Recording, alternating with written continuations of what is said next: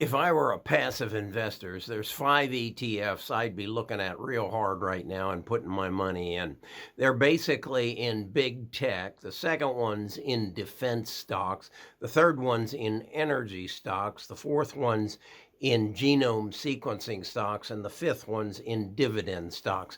There are 5 ETFs that you could put your money in. And I think these are the areas that you're going to get the biggest growth out of over the next 2 years. I went into great detail on it over on my YouTube channel, Best of Us Investors. I invite you to come over, take a look at it. I give you the ticker symbols. I go into each one and tell you why I'm picking those and why I'm picking these 5 areas to invest in, because I think 23, 24, you're going to look at and say, wow, I wish I got into it back then, because I think this market's going to explode on the heels of artificial intelligence.